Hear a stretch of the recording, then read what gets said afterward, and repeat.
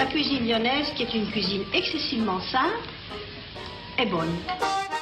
Parce que les véritables racines de la cuisine de Mathieu peuvent être attribuées à un groupe de femmes chefs pionnières.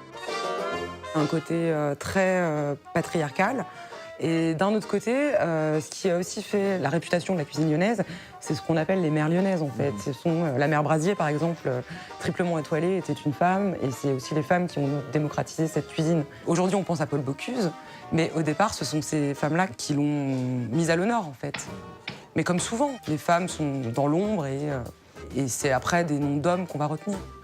Voilà le plat confectionné tel qu'il doit se manger.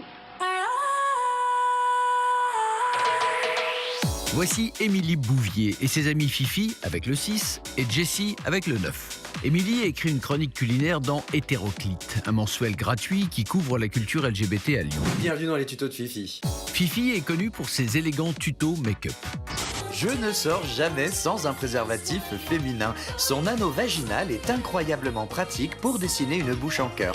Alors que Jessie reste une énigme, surtout pour elle-même. Jessie, elle dit quoi?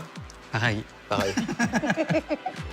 Ensemble, l'équipe d'Hétéroclite vient juste de sortir un livre de recettes gay-friendly intitulé Braise-moi, mettant en scène des plats polissons tels que la bouillabaisse, les falafols et le flan-cul. L'idée, c'est d'apporter du queer dans la cuisine.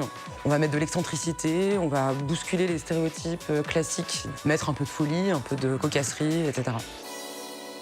En entrée, la tarte aux poils.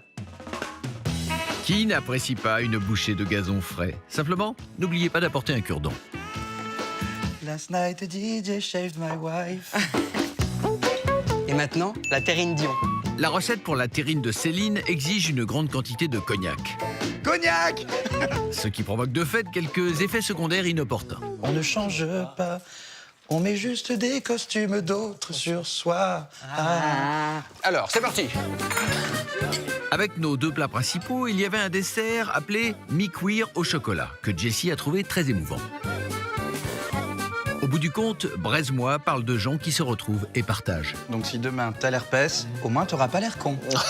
Et c'est une jolie philosophie très lyonnaise, c'est bien boire, bien manger, bien baiser. On n'a pas besoin de plus au final. Hein. Tout ça, ça sert à rien, tout ça.